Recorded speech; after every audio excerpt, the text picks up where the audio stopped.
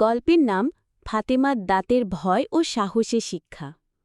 ফাতেমা একজন ৪ বছর বয়সী মিষ্টি মেয়ে। তার ছোট ভাই মাহমুবুর রহমান আতিফ, বয়স মাত্র ২ বছর। ওরা ২ ভাই বোন সবসময় একসাথে খেলে, কোরআনের আয়াত মুখস্থ করে আর মায়ের সঙ্গে ইসলামী গল্প শোনে। কিন্তু ইদানিং ফাতেমার দাঁতে ব্যথা করছে। মা দেখলেন দাঁতের মাঝখানে কালো দাগ, দাঁত পোকা খেয়েছে।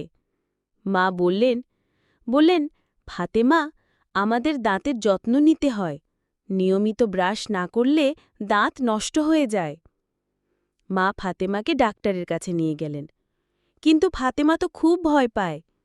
ডাক্তার দাঁত দেখাতে বললে সে বলল, না, আমি ভয় পাই, ডাক্তার দাঁত তুলে ফেলবে।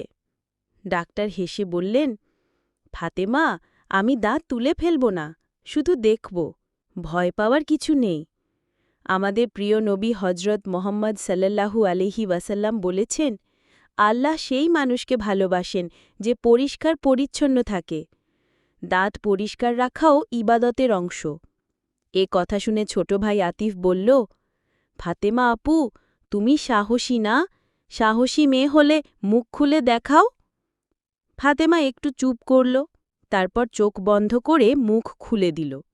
ডাক্তার দাঁত দেখলেন, একটু ওষুধ দিলেন আর বললেন, খুব ভালো, ফাতেমা অনেক সাহসী মেয়ে। বাড়ি ফিরে ফাতেমা প্রতিদিন নিয়ম করে দাঁত ব্রাশ করতে শুরু করল। সে আতিফকেও শেখায়, আতিফ, আমাদের নবীজি সাল্লাল্লাহু আলাইহি ওয়াসাল্লাম মিসওয়াক করতেন, দাঁতের যত্ন নেয়া সুন্নাত কাজ। মা খুশি হয়ে বললেন, দেখো বাচ্চারা, যেটা ভালো কাজ সেটা করতে ভয় না পেয়ে আল্লাহর ভরসায় করতে হয়। সাহসী মানে ভয় না পাওয়া না, বরং ভালো কাজে ভয় জয় করে এগিয়ে যাওয়াই সাহস। গল্প থেকে শিক্ষা: দাঁতের যত্ন নেওয়া পরিষ্কার পরিচ্ছন্নতার একটি অংশ। ইসলাম আমাদের পরিষ্কার থাকতে উৎসাহ দেয়। ভয় পেলেও ভালো কাজে সাহসী হওয়া উচিত। নবীজির সুন্নাত অনুসরণে আল্লাহর সন্তুষ্টি রয়েছে।